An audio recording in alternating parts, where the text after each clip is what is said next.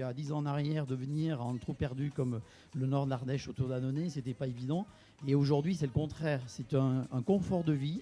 On passe pas 2 heures dans sa voiture pour venir à son lieu de travail. Ça compte. Pour garer sa voiture, on n'a pas de problème. Ça compte. Il n'y a pas de stress de ce côté-là. Et puis, donner du sens par rapport à l'entreprise, les valeurs dans lesquelles on est engagé. Ça donne un autre axe dans sa vie. Dire, voilà, je travaille en entreprise, je travaille pour des produits sains, je travaille pour des produits bio, je suis engagé sur des valeurs. Il y a une fondation dans l'entreprise.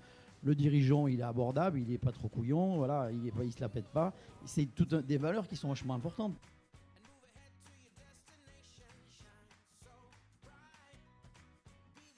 Et d'avoir des bâtiments qui ont été construits suivant le principe du feng shui, c'est-à-dire qu'on donne l'arbre ouverture sur le confort dans nos bureaux, dans nos locaux, et d'avoir mis en place une cantine, une restauration bio.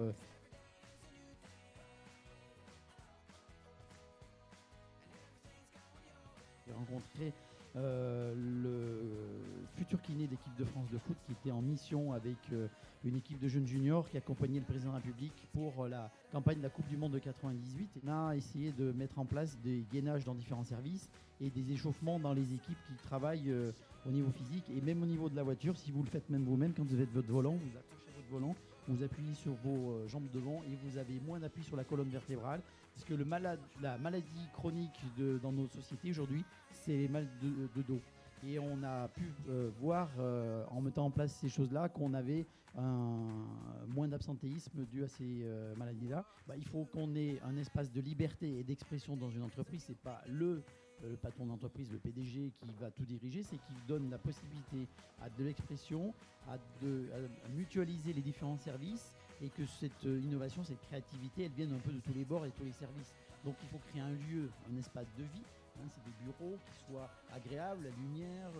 On est en zone rurale, nos entreprises ont la chance de vivre en pleine campagne. Déjà, quand on arrive, on est moins stressé au travail. D'avoir de l'espace de vie, d'avoir le confort de vie, ça c'est important. Mettre toutes les conditions pour que les personnes qui soient là puissent s'exprimer.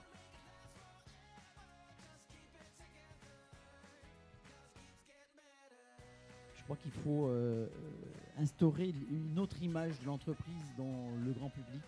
Et c'est notre rôle aussi en tant qu'entrepreneur et chez l'entreprise de partager nos problématiques et de beaucoup faire de pédagogie sur ce que c'est qu'une entreprise.